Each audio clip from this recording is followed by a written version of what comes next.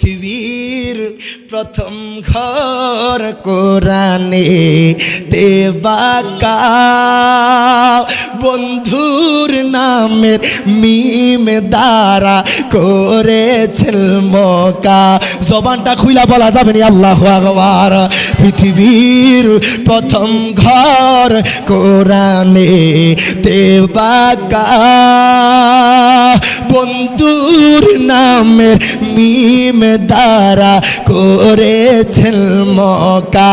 বলেন আল্লাহ আল্লাহ আল্লাহ আল্লাহ আল্লাহ আল্লাহ লাই ইল্লাল্লাহ। বলেন তো মক্কার আগের নাম কি ছিল? বাক্কা। মদিনার আগের নাম ছিল ইয়াসরিব।